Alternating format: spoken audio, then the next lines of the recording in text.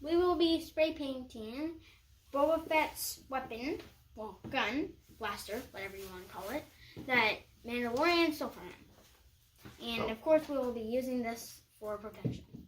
So what I'm showing you is how to do an old technique from back in the 70s, really.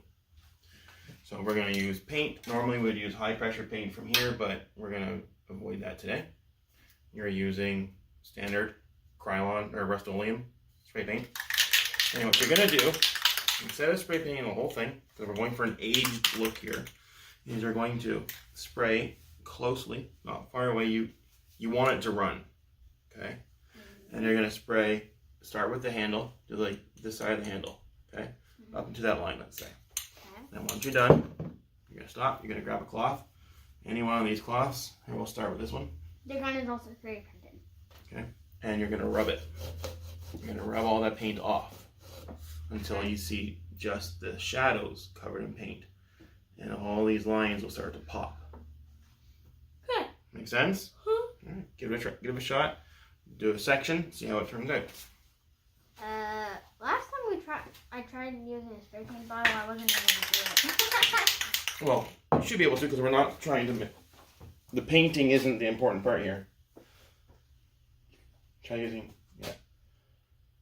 Try using two fingers. Down or up? Down. What, like just straight down? Yeah.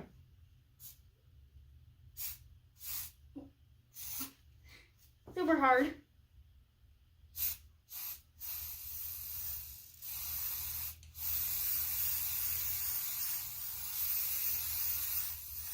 Okay, now rub it. This one? Yep.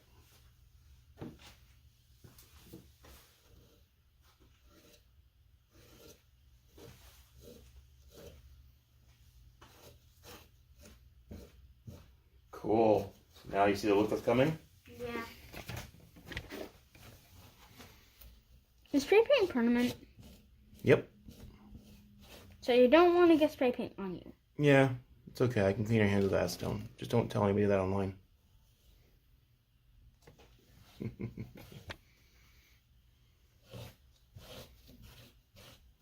Okay, and when you're happy with the look, move on to the next part to paint.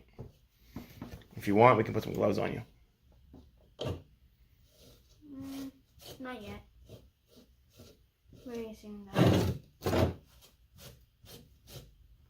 Yeah, just okay, so now we are back from grabbing our gloves from just right over there. Mm-hmm. Alright. And Back at it. Spray paint again, right here. Let's do that part.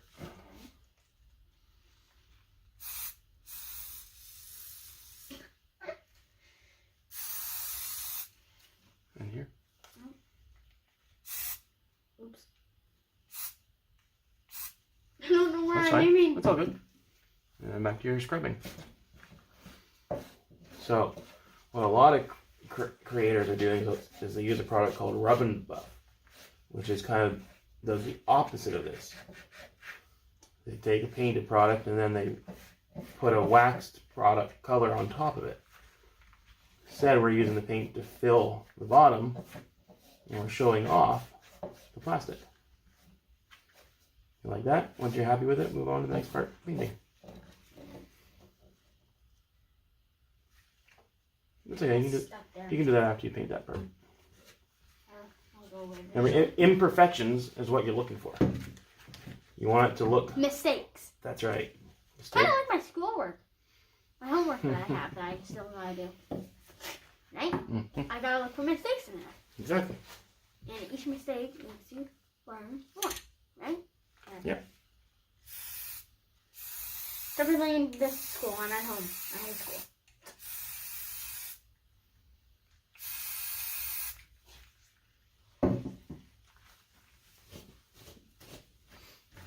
The harder you rub, the more interesting it looks. Just don't break the plastic. Oh.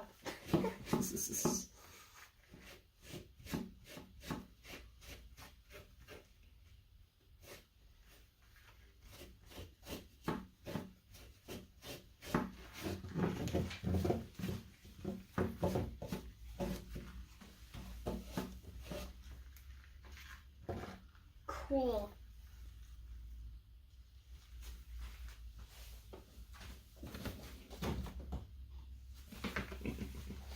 Okay.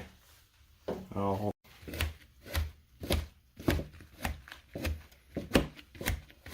So we have done all of this so far. We're still working on some. Yeah. And we are going to paint the scope silver, right? Or no? Mm-hmm.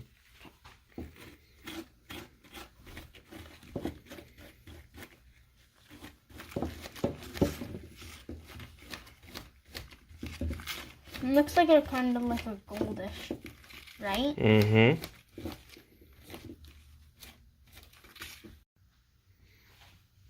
So we have finished it. Well, the black anyways. And we are now just gonna let it dry. And then we're gonna come back to it later. Actually, Matthew, you know why? Why? You know what's next? You have now. This is an important trick in order to get a color shifting look. This is what we do on the Mandalorian helmets. This is their big secret. That we're now telling everybody. While that paint's wet, you need to take your clear coat and you need to soak it with clear while that paint's still wet. Why? Otherwise, it'll give you a really neat look. Okay.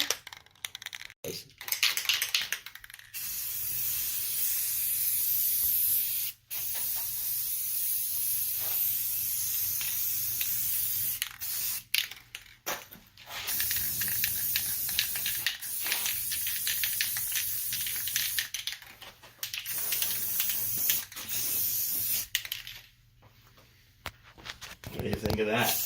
Cool. Now we let it dry. I can smell it through my mask.